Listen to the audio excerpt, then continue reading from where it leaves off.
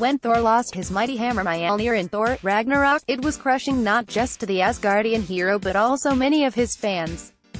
But by the end of that film, it seemed as though the Thunder God had finally moved past needing the weapon anyway. And yet, much of Thor's arc in Avengers: Infinity War involves his search for a new hammer called Stormbreaker, which he says he needs in order to destroy the villain Thanos. Watch the video above for the full explanation, or read on if you prefer.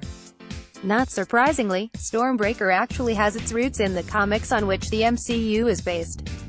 But like so many aspects of the Marvel movies, the filmmakers have combined stories and concepts from the printed page in order to arrive at their version of the weapon. Let's break them all down. In Infinity War, Thor returns to the realm of Nidavellir, where he hopes that dwarves who created Mjolnir will be able to forge a new hammer for him capable of taking down the Mad Titan Thanos. There he finds Peter Dinklage's character Idri, the sole survivor of the dwarf weapons makers. With the help of Rocket and Groot, they are able to reignite a dying star, activate the forge with its awesome power, and create Stormbreaker. Which is more of an axe hammer than just a hammer, but that's cool too. Now, the name Stormbreaker actually dates back to the classic Thor run of comics from the 80s by writer-artist Walt Simonson. In those stories, Thor fought an alien named Beta Ray Bill, who proved worthy enough to lift Mjolnir and took off for Asgard with it. Eventually, it turned out Bill was a good guy too, even if he did look like a horse, and Odin granted him his own enchanted weapon, a hammer-axe combo called Stormbreaker.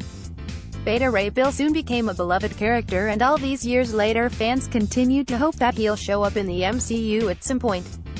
Marvel Studios' Kevin Feige has said that Bill was in an early version of Ragnarok in a small role, but was ultimately cut because the part didn't do him justice. But a giant sculpture of a Bill-type character can be spotted in the film on the Grandmaster's Palace among other past champions of Sakaar. Regardless, bringing in Stormbreaker feels like a natural continuation of adapting Simonson's work, since Ragnarok pulled so liberally from it with its Hela, Surtur and Scourge storylines. In fact, even the idea of refugees in space can be traced to this era of the Thor comics. Beta Ray Bill is actually the guardian of the survivors of his race, who are seeking a new home after the destruction of their own by Surtur.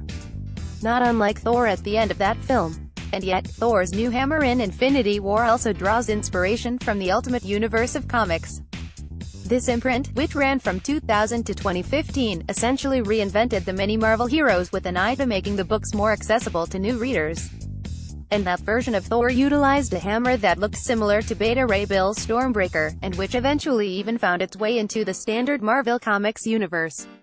The movie version of Stormbreaker also takes a cue from more recent Marvel comics, which saw Thor losing Mjolnir and taking on a replacement weapon called Jarnbjorn.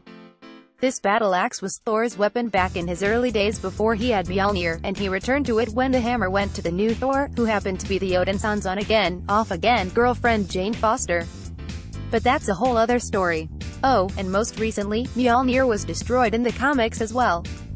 It's interesting that a big part of Thor's character evolution in Ragnarok involved him learning that his true power was within himself and he didn't need a weapon, only to have Infinity War say, yep, he needed a weapon after all. Not that it did any good, because the Thunder God aimed for Thanos' chest when we all know now that he should have gone for the head. And half the universe died as a result. But the bottom line is, Thor just looks cooler with a weapon in his hand.